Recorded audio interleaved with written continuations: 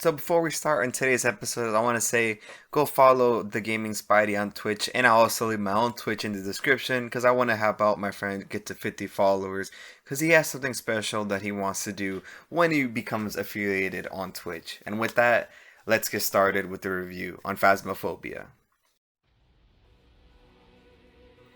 So for today's episode, we're going to be reviewing Phasmophobia. I heard a lot about Phasmophobia before I even started thinking about reviewing it because I heard all the hype around it. I heard that it was pretty scary to play with your friends. I saw gameplay for it, so it really interested me when my friend approached me and was like, "Hey, we should play Phasmophobia sometime." And I was like, "You know what? Let's do it. Let's see how it is." And I'm glad to say that this game is actually pretty good. I really do think that Phasmophobia is one of the better multiplayer survival horror games that's not relatively expensive. So Phasmophobia is basically a survival horror game where you and your friends are a group of investigators that go into houses, jails, schools, all that kind of stuff to figure out what kind of spirit you're dealing with. You're basically the scout group for the Ghostbusters. Basically, you're trying to figure out what kind of ghost you're dealing with so that another team comes in order to take care of the problem for you. Since this is a survival horror game, you and your friends or whoever you play with, they even have a random lobbies and stuff for you to play in if you don't have enough people to play. You and your friends have a bunch of items and gadgets in order for you to figure out what kind of ghost you're dealing with. You can use thermometers to measure freezing temperatures. You can use EMF readers. You can use voice boxes so that the ghost can talk back to you. You can use salt. You can use candles. You can use cameras. You can use video cameras. There's a bunch of stuff for you and your friends to use in order to figure out what kind of ghost you're dealing with. Because every single clue, every single gadget that you use is basically a clue for your journal in order to scratch off what potential ghost it could possibly be. Because there is a bunch of possibilities in which what type of spirit you could be possibly dealing with.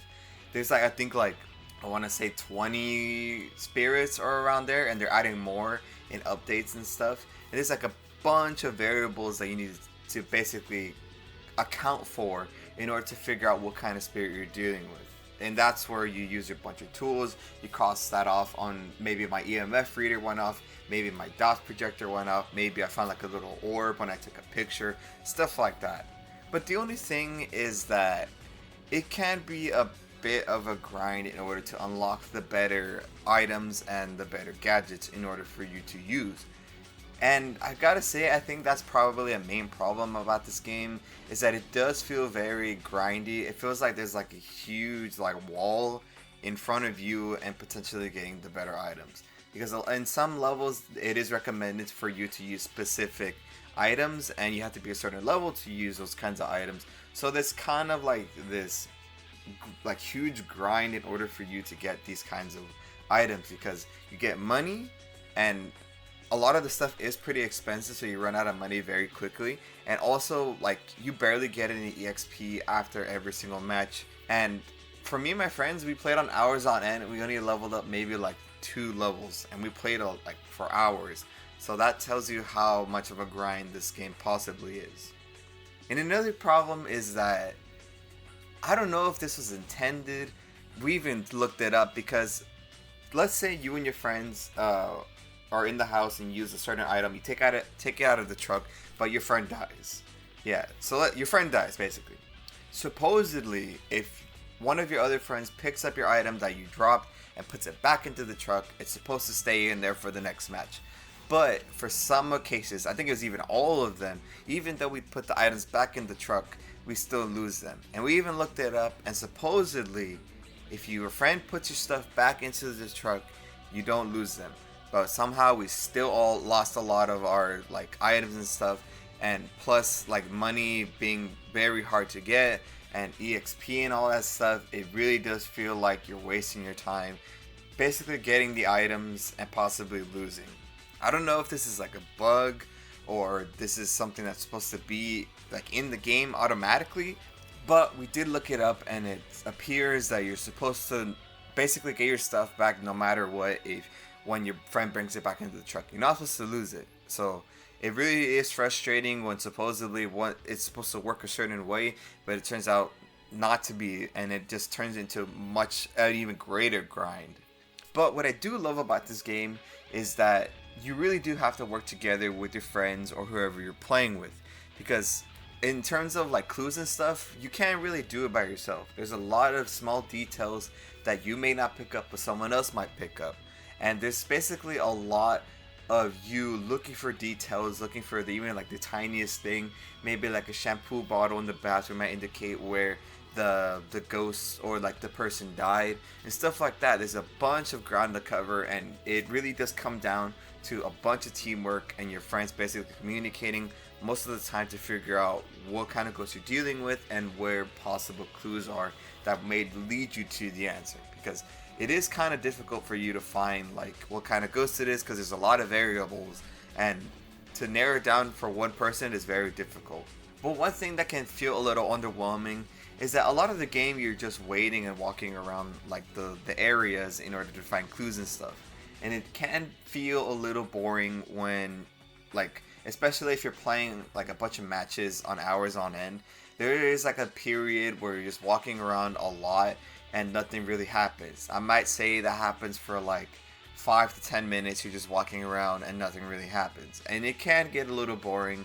But when the ghost starts actually hunting you and actually potentially killing you, that's where the game gets very, very good in my opinion, because all of a sudden that moment of like calmness just goes away, and it's just tension filled the entire time, where at any point the ghost can just appear out of nowhere and hunt you and your friends down. And I gotta say, like, it is very scary sometimes where you and your friends are just looking in a specific spot, and all of a sudden your flashlight starts flickering, your gadgets stop working, and you just hear like a grunt or like screaming all of a sudden, and it is a lot of fun at this moment of the game. And you can also actually talk to the ghost, and it actually gives you its name, and you can talk to the ghost and potentially anger it even further, and then it hunts it down even faster and stuff like that. So this game really does do a great job in terms of tension and in terms of scare factor, because it was a lot of times where me and my friends did get scared all of a sudden, because it was just nothing was happening, and all of a sudden we're just getting hunted down. Despite that, I think another thing that kind of bothered me a lot was the bigger maps. I know like in like ghost hunting shows and stuff, they explored like schools or like abandoned like areas and stuff like that, but the thing is, there's too much ground to cover. Like, it's like these like prison maps are like very massive, it's very huge, and with 4 people it does really feel unmanageable, and it does feel a little unfair when the ghost starts hunting you, because there's not really much clues, there's not really much ground or like areas for you to hide in. A lot of it is kind of very open, so you kind of just hope that it doesn't like hunt you down and stuff. But it is scarier playing on the bigger maps, because at any point the ghost should just be there, and it could just be at anywhere in the map at all times, really. But as I said before, it really does feel like 4 people is not enough to handle like the bigger maps, because it is a lot of like basically nitpicking spots in order to find clues. And with such a massive map, you can't really do that. You kind of just have to pray that you find something, because there's just too much space, there's just too much to look around, and it doesn't take very long for the ghost to start hunting you. So it does feel a little bit unfair in terms of that. Maybe they could raise the level cap, or like the player cap, maybe 2 more. I think 6 people would be a lot more manageable, because if you and your friends just split up in 4 people, you're most likely going to lose, because you can get lost very easily and stuff like that. Maybe it was supposed to be intended that way, but I still feel like maybe they should like put in 2 more people. That makes things a little bit easier, but since the map is so massive, you can really just split up easier and cover more ground faster.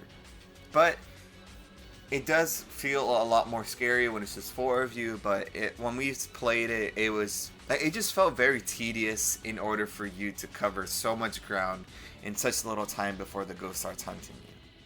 But overall, Phasmophobia is a very well done game. I hope that they fix these kinds of problems, like your items getting lost and maybe raising the group cap to maybe 2 more people when it comes to like the really big maps and stuff like that. Hopefully they add more updates and stuff, because I know they added some more spirits.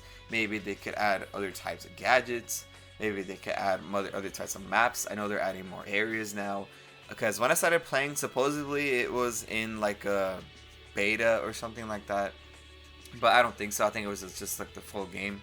But I think that Phasmophobia has a great potential to be like one of like the best survival horror games, and it's not expensive either. It's very relatively cheap. It's only like $15, and I'd say go out and get it. And now it's time for me to give the final verdict for Phasmophobia. Phasmophobia, as I said before, it is a very fun experience. It does get a little boring at times, but when that ghost really does start haunting you, it really does feel very tension filled, and it's worth the price of admission in order to experience that.